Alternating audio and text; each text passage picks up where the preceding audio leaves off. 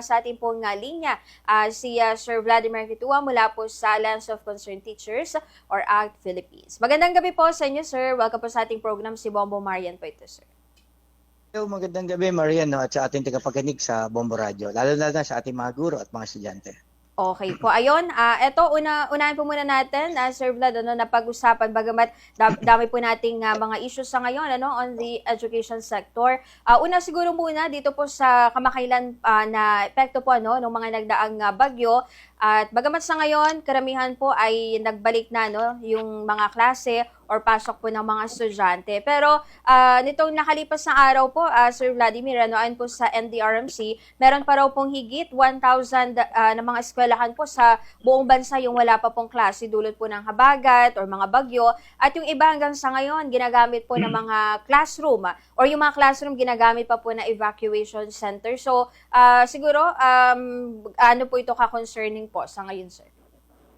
Well, tama yun Marian, no? Meron pa rin talaga tayong namomonitor na ngayong araw ito, Lunes, no? Ako na nagkakamali, halos isang buwan na tayo nagkaklase, pero yung hultong nakaraang linggo talagang maraming mga lugar na apektado ng bagyo na kung saan ay yung mga eskwelahan ay nakalocate, ano? Kaya doon sa binabanggit natin na ginawang evacuation center, meron talagang mas pangangailangan na sa isang banda ay magtayo talaga ng separate na evacuation na center kasi alam naman natin na pag ang isang bagyo halimbawa ay nagtagal at nagkaroon ng matinding sakuna ito, siyempre ating mga kababayan naman hindi mo naman pwedeng basta paalisin, ano? Kaya kailangan talagang pondohan ng gobyerno yung kanilang mga infra project, no, lalo na yung 2020-2026 budget, no. Diyan nila ilaan, ano, especially yung pag-aasikaso talaga ng ating mga kalsada, ng ating mga ng ating mga river. Pero mas gusto ko mong diinan pansin, Marian, ay yung yung pangangalaga sa kalikasan kasi alam naman natin talaga diyan ang gagaling yung matitinding pagbaha.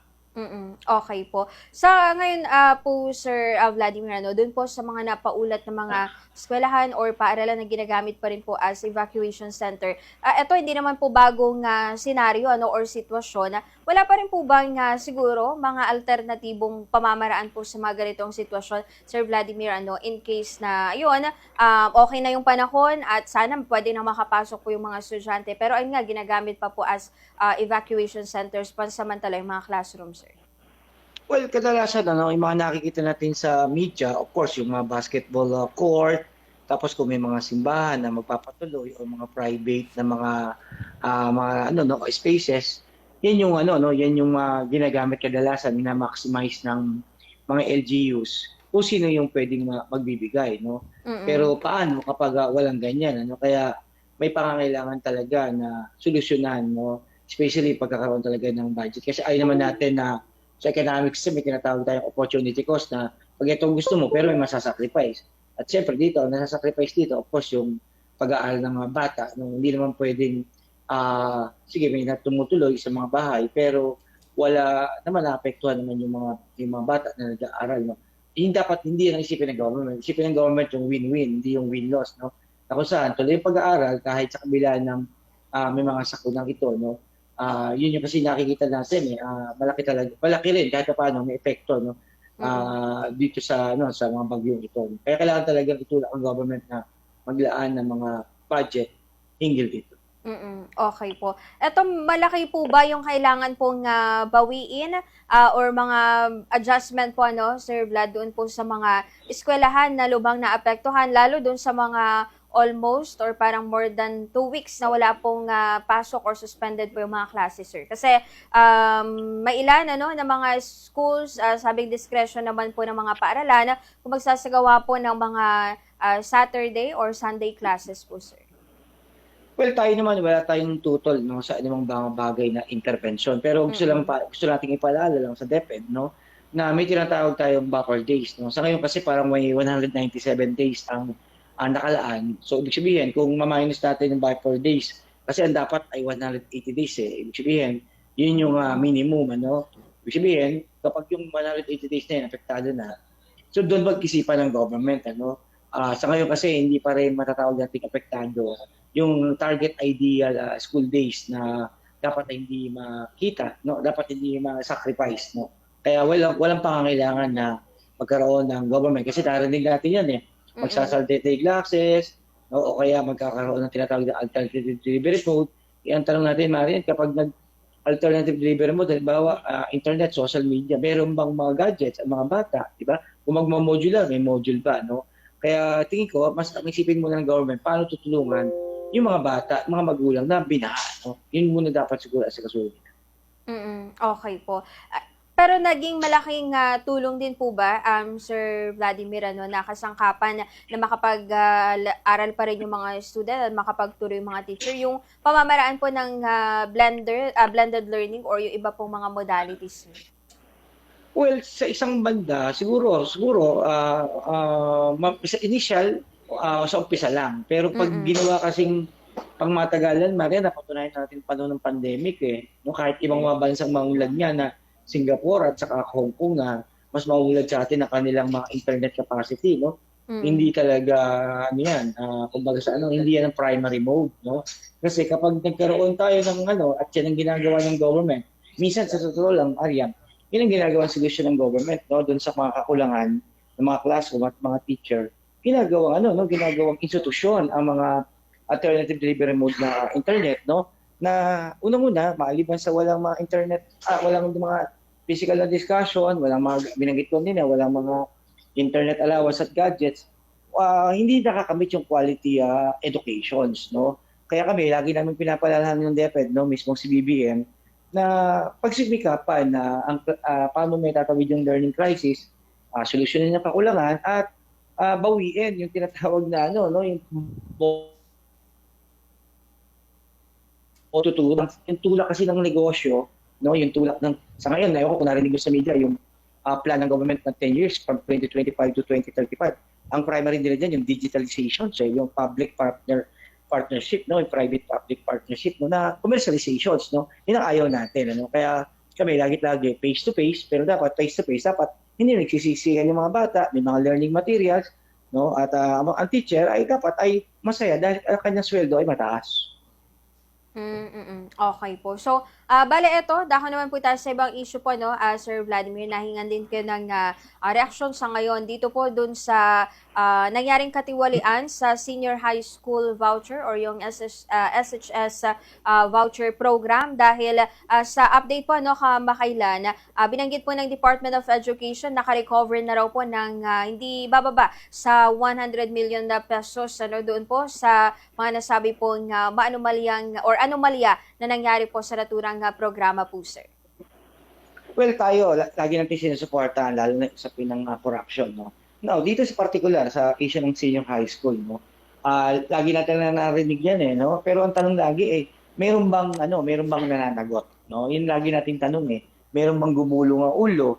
Meron bang naparusahan, no? Kaya kami, sa Alliance of Concerned Teachers, kung naalala ninyo, yung usapin ng, of course, number one dito yan, yung piatos, yung issue ng laptop sa DepEd, yung Nutriban issue, yung issue ng SLR o yung camera mamahalin. Hanggang ngayon, wala tayong narinig na naparusahan dito. No? At ngayon nga, katulad nga ng pinag-uusapan natin sa usapin ng voucher program na mga ghost din, ghost senior high school students din, hindi na lamang dapat simple imbestigahan. No? Kundi dumulo na dapat may maparusahan talaga. At patunayan talaga na seryoso kasi paulit-ulit lang no, madidiscover no, na mayroong mga issue ganyan, issue ng corruption, may issue ng pagdidispalko ng pera, di ba? Pero sabi nga namin parang ang hirap magparusahan ang mga corrupt sa kasalukuyang gobyerno. No? Kaya yun ang hinihintay na namin. No? Kasi last year pa natin pinag-uusapan yan sa media, Maria, di ba sa totoo lang? Pero ang tanong, meron bang gumulong, meron bang naparusahan sa ganitong corruption? Okay. So parang ang sinasabi niyo po din, Sir Vladimir, hindi sapat yung maibalik lang ito ng mga pera na naibulsa, dapat talagang merong mapanagot kahit maibalik po itong mga manumalyang pera po na siya po ibinulsa na ilang mga official po sa DepEd, sir. Oo, kasi alam mo bakit? Instead na maraming bata na makapag-aral, ang forma kasi ng government, yung magbigay ng subsidy sa mga private. Wala naman tayong problem diyan kasi nga daw para yung mga nagsisiksikan sa public, no, ikini-cater ng mga mga maliliit na negosyante, iba malalaking negosyanteng may-ari ng mga eskwelahan. Pero ito nga, no, ito na nga, no, hindi naman pala o hindi naman pala totoong may estudyante. Yan kasi pinagmumulan yan eh. So, Opo. sabihin, ginagawang negosyo talaga, no? Kaya tayo, hindi tayo papayag kasi ilan ang out of school youth, ilang bata ang mga hindi nakakapasok sa mga paaralan. Ang worrisome nga ngayon, pare, sa totoo lang, kung dati-rati, after grade 6, after fourth year high school, maraming bata na umalis na sa eskwela. Ang alarming ngayon ay kinder pa lang hanggang grade 3, marami ng bata na parang ayaw ng dumiretso sa eskwelahan, ano? Yun dapat ang pinaglalaanan ng government ng pondo, hindi yung ating mga kapatid na na private. Well, na naman tayong problema, hindi naman natin kinokontra yung mga kapatid natin private, no? Pero meron Mm-mm. talaga mga ilan, talagang may mga magic na ginagawa sa kanilang voucher program. Sana ay matulungan din tayo ng mga kapatid natin sa private na para yung ating pondo. Pondo kasi ng ordinaryong mamamayang Pilipino to, galing sa buwis ito, no? Mm-mm. Dapat mapunta talaga sa nararapat, especially sa sahod ng mga teachers sa private. Mm, okay po. Sa tingin niyo po Sir Vladimir, ano po kayang maaring nag-udyok doon po sa mga na-involve na mga dating opisyal ng DepEd at gano'n na rin po sa mga involved po mga teachers man po yan or teaching personnel ng DepEd sa eto po pag sasagawa po ng mga ganitong anomalya po na nadiskubre nga, sir? Well, ang tawag namin diyan, Marian, yung tinatawag nating burokrata kapitalista, no? Ibig Mm. sabihin, yung pwesto sa negosyo, pwesto sa gobyerno, ginagawa siyang negosyo, no? Ano 'yan, kumbaga sa katangian na 'yan buhat noong ang estado ay nabuo, no, batay sa isang philosopher, no. So, ibig sabihin, no, bahagi ng kanyang pagkakakitaan, no, ay sa kapangyarihan sa gobyerno. Kaya nga 'di ba, kung maalala natin, no, mag-specific tayo, 'di ba? Pansinin mo ang mga nagre-retired na mga army generals, no, ang mga galing sa private, kahit mismo yung advisor, yung Economic Advisory Council ni BBM, pansinin mo, mga kapitalista yan, no? Opo. So para ang kanilang negosyo, para mabawasan ang tax o lubitan tax, kailangan pumunta ka sa gobyerno para lalo kang kumita, no, sa magitan ng malita tax, hindi ang sweldo ng mga manggagawa ay wag tumaas. So bahagi 'yon. So ganoon din sa education, ano? Kaya nga 'di ba, tayo, biruin mo imbis na ibigay sa kay Juan na isang pampubliko, ibinibigay kay Peter na isang nasa private, ano? At yan nga nangyayari. So kumikita siya. Mm, okay po. So, eto po Sir Vladimir, yung tungkol pa rin po dito sa issue po ng voucher program. So, you're saying, sir, na talagang eto may sabwatan po din talaga na nangyari, sir? Well, ayaw naman nating sabihin may sabuatan, ano? Ang Mm, gusto nating sabihin ay talagang mayroong anomalya. Kasi mm, bahagi tayo ng committee hearing na pinamumunuan ng mahusay na si Roman Romulo sa Committee on Basic Education. Talagang doon na ay maipakita talaga at sinasabi din kahit mga kapatid natin na malalaking company, no, ng may-ari ng eskwela. Sinasabi talaga nila na mayroon po talaga mga fly by night na mga eskwelahan na talagang nakakakuha ng voucher program, no, na siguro at sabihin na natin siguro may kakilala siguro o kasapakat sa gobyerno para makakuha ng milyong-milyong salapi, no. Kasi nga hindi naman mangyayari kung wala siyang kakilala sa gobyerno, di ba? mm. Okay. Pero ang tanong din dito, Sir Vladimir, of course, nung mga maaring students and parents na kabilang po dito sa programang ito ng DepEd, wala ba silang dapat din, sir, na ikabahala regarding this, yung nangyari nga pong anomalya? Hindi ba sila masasagasaan or maapektuhan po dito, sir? Well, sa isang pandinig na inatin ako sa Kongreso, no, actually, yun nga yung nakahangin. Actually, anyway, nagbukas na yung 28th Congress, anytime magkapatawag si Chairman Romulo, no. Ang Opo. isang malaking usapin doon mayroon bang eskwelahan, halimbawa na ganyan, na discovering may issue, ipapasarado ba yung buong program? No? Sa ngayon, nakahang kasi yan eh. Halimbawa, bigyan kita ng isang example, no? Parang dito sa NCR, parang may isang private na eskwelahan na ang dineclare lamang nila ay parang hypothetical, parang isang program na 20 estudyante. So yung 20 estudyante na yon, basically ghost yun, no? Pero marami siyang estudyante, no? Marami siyang estudyante sa ibang program. Mm. Pero dahil itong 20 na ito ay hindi pala totoo nag-exist. Ang tanong, hindi ba bibigyan ng ayuda o voucher program yung ibang other programs. So sa ngayon nakahangyan kasi malaking usapin yan kasi 'di ba kawawa naman din yung nasa totoo at ginagawa nila sa program nila sabihin totoo nag-exist So sa ngayon kailangan talagang ikabahala talaga ng mga magulang yan na baka maapektuhan kaya nakikisa kami sa panawagan din ng mga magulang at kahit yung na maging transparent talaga ang voucher program lalo na especially sa mga private at saka dapat ay tumutungo ito dun sa pasweldo ng mga teachers lalo pat ngayon mayroong dagdag na ayuda ang mga kapatid natin nagtuturo sa private na may tinuturuan na high school.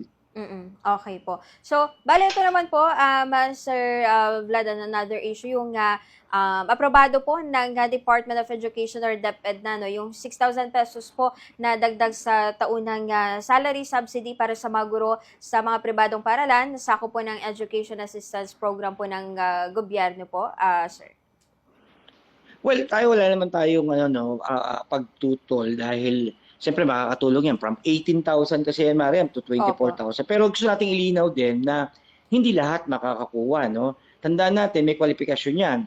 Una ang teacher dapat let passer, pangalawa ay nagkumukuha ng high school Kasi nagtuturo ng high school. Kaya kung ikaw ay nagtuturo ng senior, nagtuturo ka ng college, hindi ka entitled na makakuha ng ganyang ayuda At minsanan yan sa loob ng isang school year Kaya ang gusto natin, sa totoo lang, hindi pa mas ayuda, kundi itaasan talaga ang sweldo ng mga teacher sa private, ipantay ito sa publiko kasi marami tayong namomonitor. Halimbawa, kahit dito sabi ng mga kakilala natin, FEU ba yan o UE yan? Biro malapit sa Malacanang. Ang mismo sweldo talaga ng 6,000, 7,000.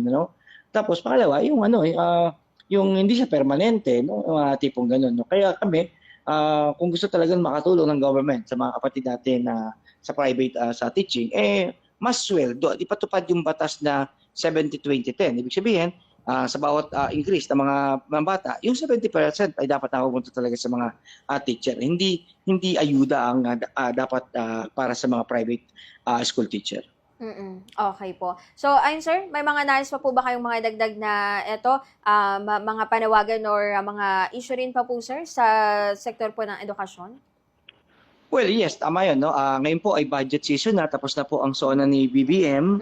Sana po magtulungan tayo mga teachers sa buong Pilipinas na ipanawagan yung ating pagtaas ng sahod. Especially walang nabanggit si BBM sa kanyang State of the Nation Address na tataasan ng sweldo ng mga nasa kawani ng gobyerno, ganun din ng mga teacher. Kaya po sa susunod na buwan, September na, ay National Teachers Month na. Isang taon na rin po yung Executive Order 64 noong August 2, 2025.